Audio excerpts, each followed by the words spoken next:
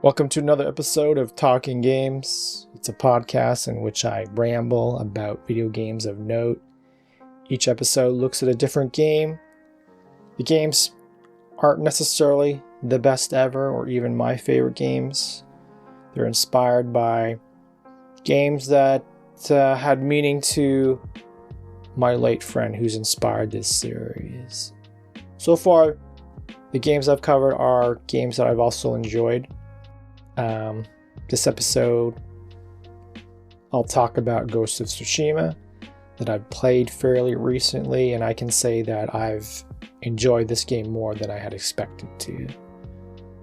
It released during the quarantine, the pandemic, July 2020.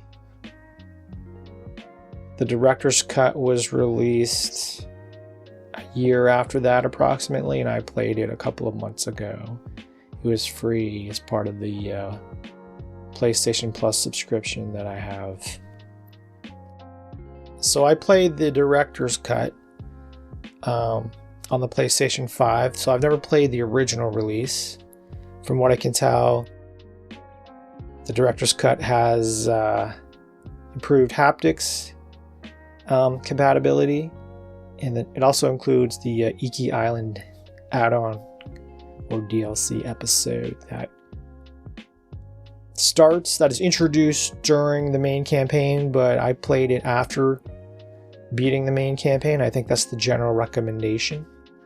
I did play this game because of my friend. I thought, you know what?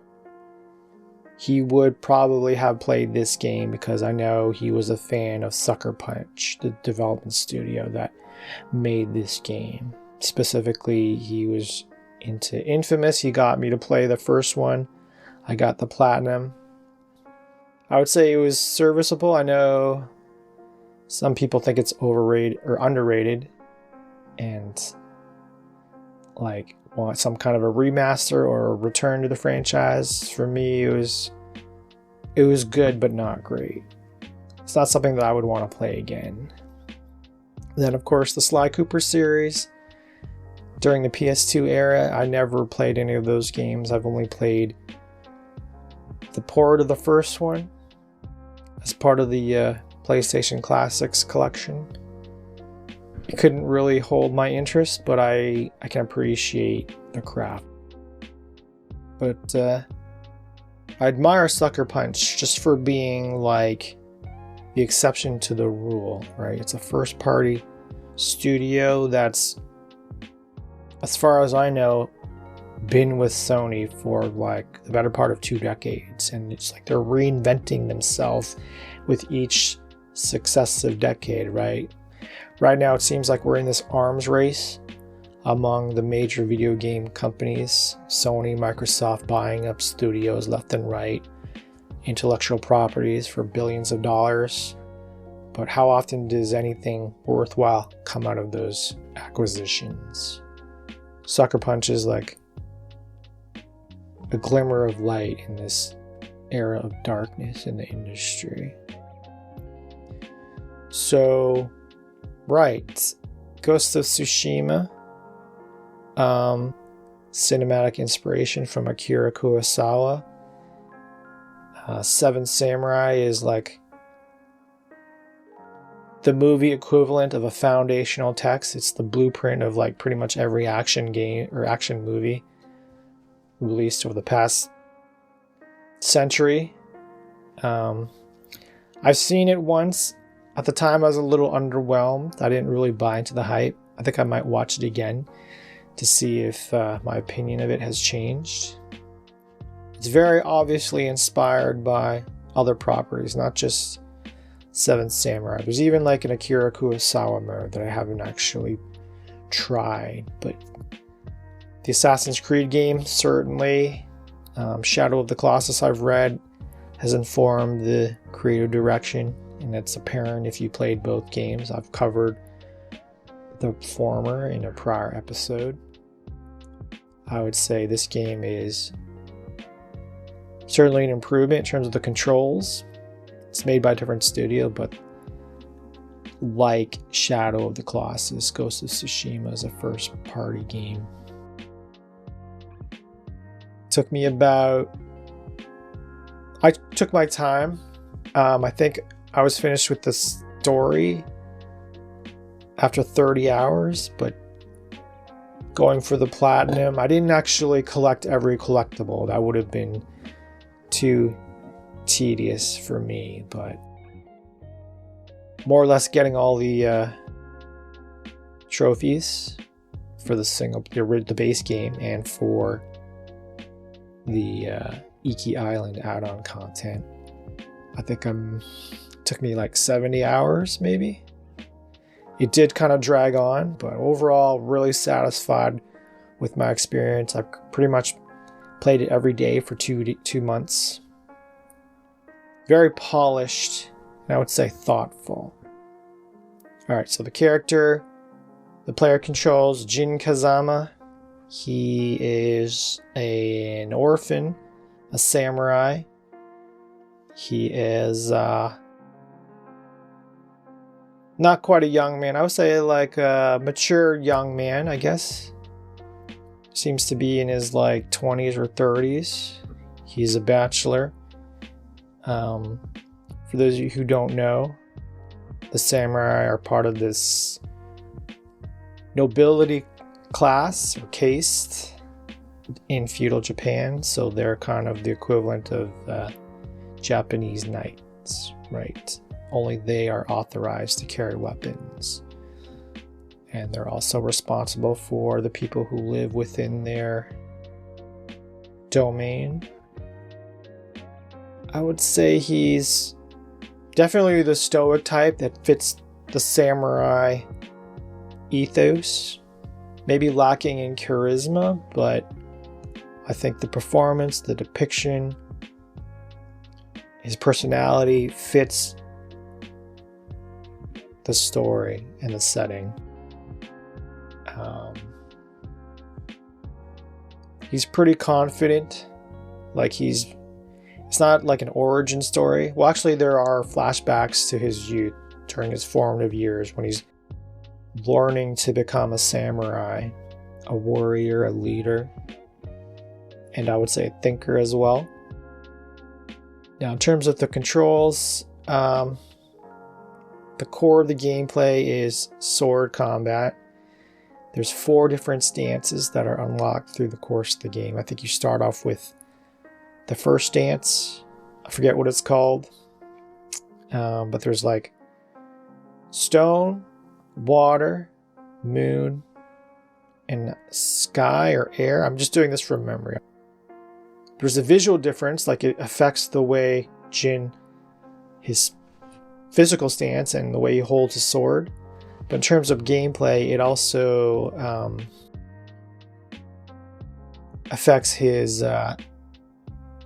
effectiveness with different types of enemies. So there's like swordsmen, archers, heavies. I don't know if they're actually called heavies, but they're like the bigger dudes. And so each stance is like better suited for a certain enemy type. But I like how the game is flexible to allow you to use whatever stance that you want. Like it's not just cosmetic. Like for example, if you have a stance that's best suited for a certain enemy type, you can parry their attacks. Whereas if you have one of the other stances, you can't parry that attack. You can only dodge it. So besides the stances, parrying is prominent in this game. There's a blue flash to convey you are able to parry by blocking at the right time.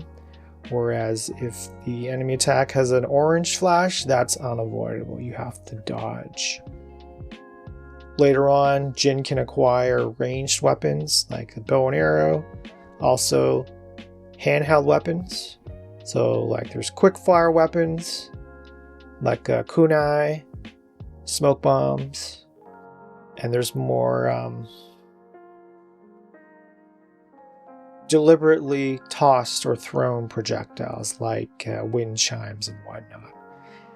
It's very like reminiscent of the Arkham games. And of course, there's gotta be like skill progression. The game doesn't call XP, it calls it technique points, but those are effectively skill points. No, actually, no. They work like currency, skill points that you accrue through accomplishing the missions or side missions. So yeah, it's like there's so much to manage. Again, I'm doing it from memory. I wish I probably should have done a bit of research, but that's what really stands out. Just being able to unlock different moves, increase your capability, access or usage of different weapons, and your attacks are also tied to your gear that you can unlock. Yes, of course, gear is customizable, upgradable. Again, it's very much like any action RPG game, shopkeepers. So there's like a blacksmith for your armor. There's a tradesperson, bower, just for upgrading bows. Tradesperson for... Actually, no, wait. The armor is for armor. Blacksmith is for your weapons. There's fighting on horseback. You can shoot bows and arrows. That's kind of like the thing that Mongols had been known for, their accuracy with bows and arrows while on horseback, but Jin can do the same. I would say the unique combat mechanic of this game is the standoff mechanic. So once Jin is in the vicinity, approaches the perimeter of a fort or a patrol, there's a prompt. If the player selects that prompt, Jin will just literally walk up to the enemy, challenge them, and so they get into a standoff. And it's kind of like a game of chicken, right? So Jin's got to wait. You, as a player, have to wait for that enemy to make the first move. So I find that it's good to maybe watch their like front leg, right? And then once they do that, then you just press the attack button, and Jin will just automatic kill them. And I believe there's a skill that allows Jin to do kill streaks for the standoff kill streaks. There's multiple levels, and ultimately Jin can do up to 5 in a row. But it's also tied to armor, so in addition to having that kill streak skill, standoff kill streak skill, Jin also has to be wearing armor that allows him to do a combo of that maximum. So that's cool. Early on in the game, it introduces like feints, so some enemies will start feinting to try to throw you off, and if you strike too soon, then you'll take damage and then you fail the standoff. But the standoffs are totally optional. If you'd rather like sneak your way through and kill people through stealth, the AI is like,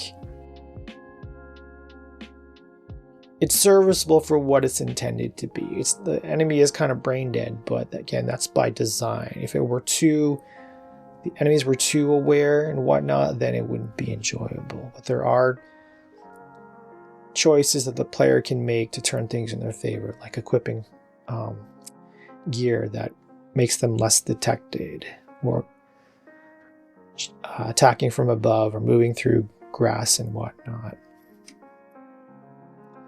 So those are the main aspects of combat. It's really just kind of like clearing out outposts and small patrols, whether on horseback, on foot, using standoffs, sneaking and killing, some combination of those mechanics.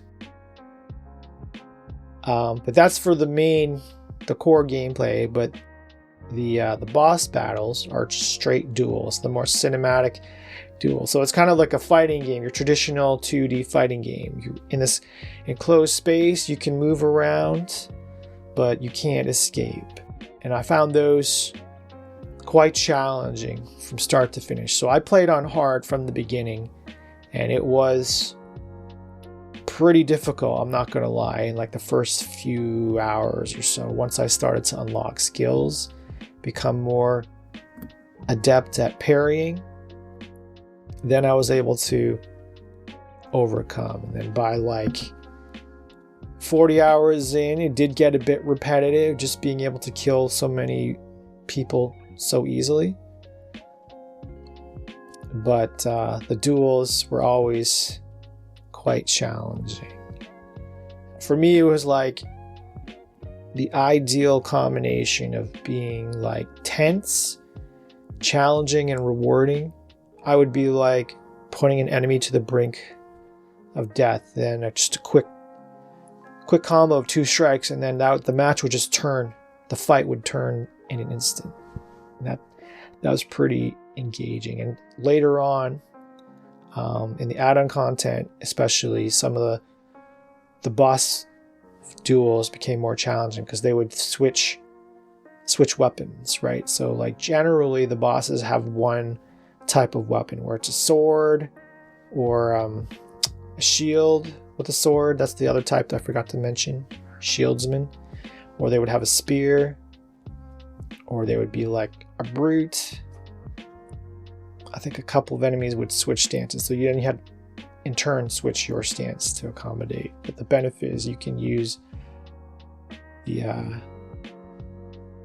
special skills, the optional skills that you can unlock. So the way this game works, you have like resolve. It's like these circles that are like that represent your health, but you regain it through getting kills.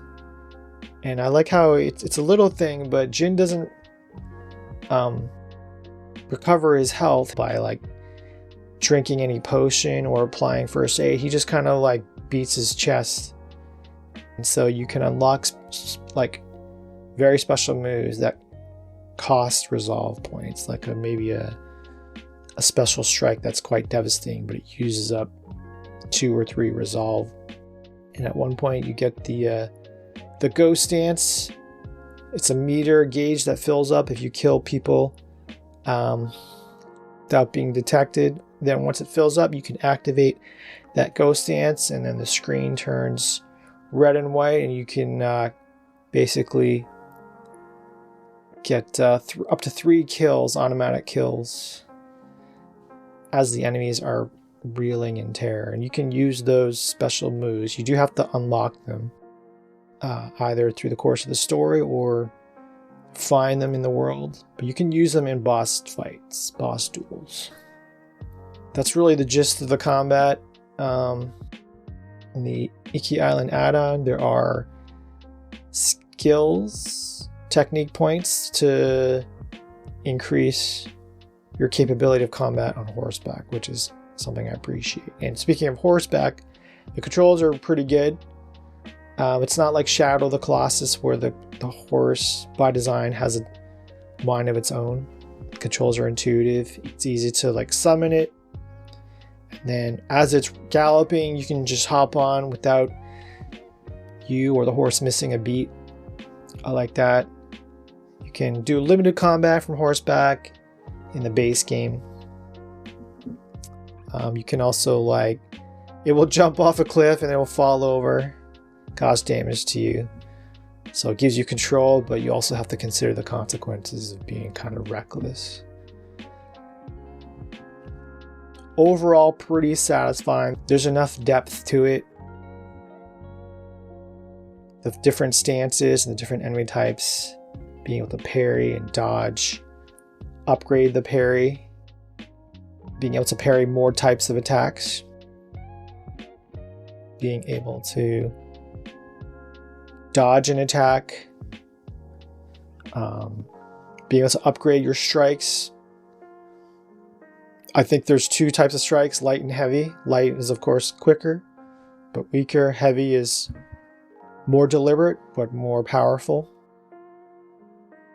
For me, during the hardest fights, my go-to is just kind of like just light attacks on hard difficulty. I wouldn't really open myself up to counterattacks using heavies. Now I know this game has a 1-hit difficulty. That's like true heaven or hell, right? Enemies die in 1 hit, but so do you. I'm not brave enough to try that, but I like that this game includes that option. The camera was pretty good. For the most part, I remember when the game had been released, reading about how there was no true lock-on system. You as the player are responsible for orienting the camera to focus on whomever Jin is facing. I think the reason why there's no lock-on is the designers wanted to give players the incentive to strike in different directions at any given moment from one direction to the next, not having to like switch lock-on targets. That would be jarring because the camera would have to like shift really quickly and often, and that could be disorienting. Another improvement of this game over the Shadow of Colossus, that it will allow you to see over ledges, not accidentally on purpose, lead your horse to death, you and your horse to death. There were some issues indoors. I think that's common for most games because of the way 3D cameras work. It orbits around the character, and most developers don't really program cameras to move through objects that block its orbit. Instead, they kind of like make the camera shoot forward, and that can be a bit unpredictable unless you're consciously expecting it. There is some light exploration, very Assassin's Creed-esque. These shrines, they're totally optional, but you have to like traverse cliffs, crevices, scale to find this shrine. It's like an environmental puzzle. Jin can kind of scale surfaces pretty nimbly. Oh, there's also the grappling hook that is unlocked as part of the story. It's a bit implausible. It works like almost like something like Batman's grappling hook, except Jin, instead of shooting it out of a gas-powered gun, Jin somehow like swings it in midair as if his arm is like a gas-powered gun. It's based in history, based around the Mongol invasion of the island of Tsushima. The main antagonist is grandson of Genghis Khan, played by Patrick Gallagher. I sort of recognized him when I first saw him. He had been on Entourage for a couple of episodes. He played a liquor store owner. I recognized his face. I couldn't initially pinpoint where I'd seen him, but I think the character is really compelling. He is who you expect to be from a Mongol leader, potentially ruthless, but there's a thoughtfulness to him. In the opening scene, the invasion of the island in which Jin and his uncle, Lord Shimura, lead a failed repelling attack. And Khotan Khan is the character's name. He's the villain. He's the big bad. He kind of like says, hey, I'm speaking to you in your language. While you've done this, we've studied you. We know your tactics and whatnot. So he's not just brawn, he's brain as well. In the 3 acts, clearly defined acts, really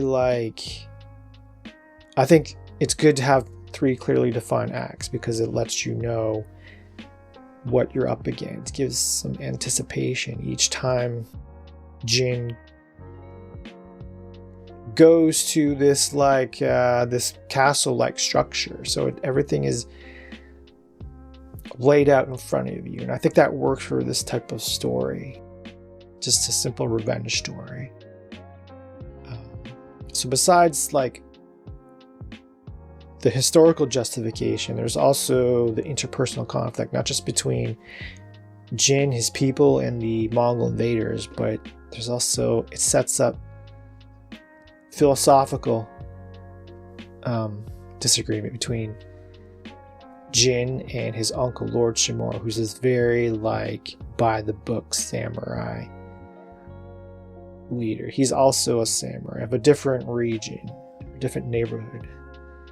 And he's been Jin's mentor following the deaths of his parents, especially his father, whose death is mentioned or explored in flashbacks throughout the game, and it is really the basis of the Iki Island add-on content. And so there's like that story conflict, like should Jin continue to follow the samurai way of combat, or should he give in to the more pragmatic but allegedly dishonorable way of sneaking in and killing people from behind? That's informed by Yuna, who's the thief who saves him following that failed initial defense of the island. It leads up to the amazing ending. Like the ending, I had known what the final confrontation would be. There's the climactic battle, but then there's the epilogue battle. But even though I knew that true final battle was coming, I wasn't expecting the context, and that kind of made things like just great, really surprising.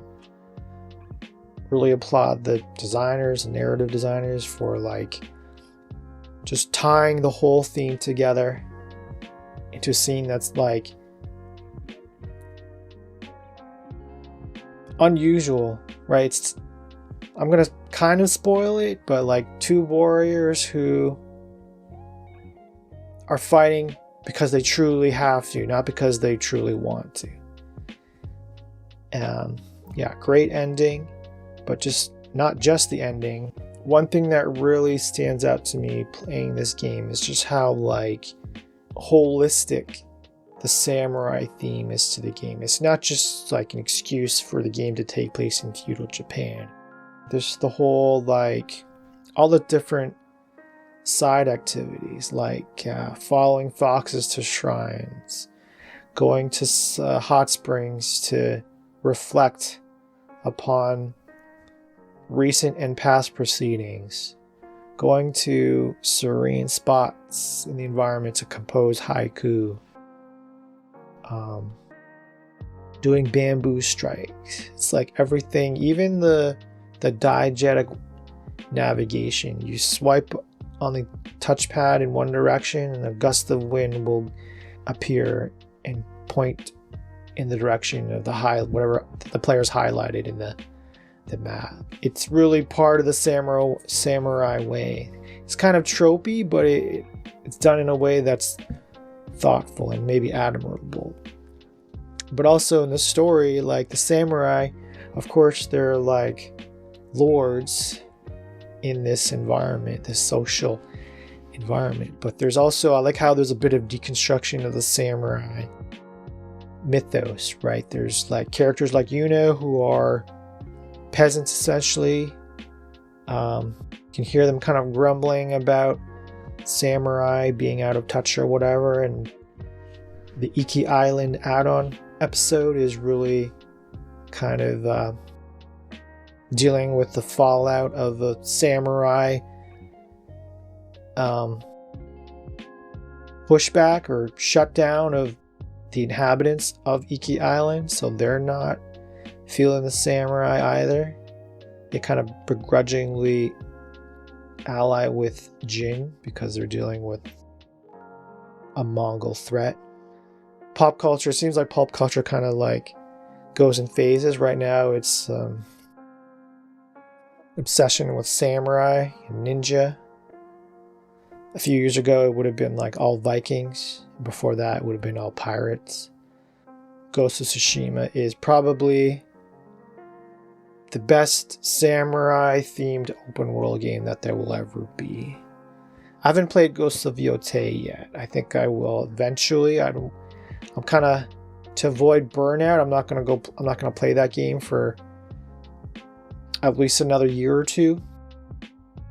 I wouldn't mind seeing a third Ghost game. I think trilogies are nice. Although I could understand if Sucker Punch wants to move on. I think one of their co-founders is retired after a well-deserved run in this industry. But just the visuals, my goodness, the music is alright. I mean, there's nothing standout about it, but the visuals are amazing. Even on a base PS5, it's so picturesque. The flowers and foliage, the structures are, I guess, historically accurate. One way that this game kind of like staves off tedium for me is just the variety of biomes, which is kind of surprising. You wouldn't expect there to be so many different palettes throughout the world. I'm sure that's artistic license that the designers have exercised. Even something like different seasons, in different parts of the world and different sequences of the story. Again, that's another thing that helps to add some variety. And I like how the different collectibles are not like, they're all thematically appropriate, but they're also fairly concrete in the benefit it gives the player. They're kind of minor, but it's something. For example, chasing those foxes and then praying at the shrine that they lead you to gives you a certain currency, and then if you fill up enough units, you can equip another charm, which are basically like perks. I mean, I love Assassin's Creed Ezio trilogy, but things like collecting feathers, there's a justification within the world, but there's no actual gameplay benefit. There's no incentive to do it other than just to do it for the sake of it. But Ghost of Tsushima kind of improves upon that. The fast travel, really useful. I like how it's like if you've gone to any point of interest, not just the major forts and towns, even like the shrine points, it really makes things easy and convenient.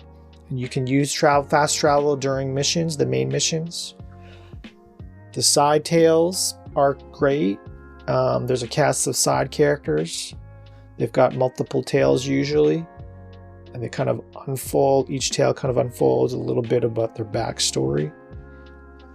I like that's pretty novel, whereas most games it's just like do a side mission with the character and then you never see or hear from them again. They're just NPCs. But this game, those side characters, they are there with you if you decide to do the side missions, but they're certainly there. Almost all of them are in, with some exceptions, they're in the main missions as well, as you're building up support to take on the Mongols and ultimately Khotan Khan. Another thing, there's multiple collectibles, but in order to get the trophy, you don't have to get all the collectibles within that category. The only thing this game was missing was like breaking down the collectibles by region. There's like 3 sections or regions within the game. Each region is more or less tied to one of the 3 acts. And of course the different gear I didn't mention. There's usually some perk. There's different like abilities, maybe more powerful strikes. And you can upgrade each one to 3 levels, and you can apply different coloring dyes that you collect in the world. But if you have a level, you got some gear upgraded to 3 levels, but you like how the first level looks, you can equip that first level. And if you don't want to wear a mask or a helmet, you don't have to. I like that cosmetic. It's like that Diablo RPG. I know I'm not the only person who really puts effort into how the character looks. And the cutscenes are real time, so whatever Jin is wearing when the cutscene begins, or before the cutscene plays, that's what Jin will be wearing in the cutscene. The exception is if you're wearing a mask that covers Jin's face, in the cutscene his face will be visible. I don't know if that's like a technical thing or maybe it's like a union thing. Maybe the actors wanted their face to be visible at all times in the cutscenes. It's part of like Actors Guild specifications or what have you. There's a Sly Cooper outfit and die combination and a trophy associated with it. So I mentioned I got the platinum for Ghost of Tsushima. I got 100% for the 2 Iki Island categories. There's separate trophy lists for the multiplayer mode, which is really interesting concept. I just want to play other games rather than spending more time in the multiplayer mode, but it's cool. There's different like character classes. I forget what the names are, but they have their own abilities and they take place in like, I don't know, in like a spiritual realm, and it's free if I'm not mistaken. I can't remember, but really impressed by the level of support post-launch that this game has gotten. And there's a new game plus mode that is available, but I don't know if I would want to do that. Okay, briefly, yeah, some good things. The options, accessibility, I didn't really explore them too much, but I know they're there. I think that is definitely a trend that this industry is a positive trend. It's like a lot of these options are really like low-hanging fruit, like dialogues or highlights for points of interest or subdued backgrounds. No, I played the game with English dialogue, but I know some people prefer to play it with Japanese dialogue, even if the lip syncing is off. And you can kind of like play in Kurosawa black and white mode. Really impressive options there. And just from what I've read online, Jin is like, even though he's legendary within his own time, he's just kind of more or less forgotten. He's just known as the first shinobi, which actually I think is pretty cool. This game takes place the 1200s, the 13th century, so that's like a little after the first Assassin's Creed if we're comparing franchises. 1274, and Ghost of Tsushima is set in 1603, so like almost 400 years later, which is amazing. So maybe the next Ghost game could take place, I'm not super familiar with Japanese history, but maybe it could be an interquel. I don't know if a prequel would be justifiable, but maybe something like at a prominent point in Japanese history, but still during the feudal pre-industrial area. I think this game would have benefited by being maybe a little bit shorter, just maybe cutting down a little on the collectibles. But definitely I've gotten my money's worth, even though technically it was free. Sucker Punch, really, really good job. Ghost of Tsushima I'll play down the road. I know people who haven't played it but are eager to. I would want to see a third one to round things out. I don't think it's like an all-time game. I would say maybe like a notch below games like Grand Theft Auto San Andreas, Metal Gear Solid 3. I would say it's maybe in the same tier as Shadow of the Colossus. Like, it's something that hardcore fans and critics will have played and enjoy, but maybe for like the layperson, it's not super revolutionary. It hasn't really risen above most other games, but a very solid effort. There's kind of a parallel, because during this game, Jin's parents, especially his father, they are kind of with him in the game through flashbacks. Someone who's been prominent in his life is with him throughout the game, and as I was playing this game, I was like, okay, I know my friend would have enjoyed it.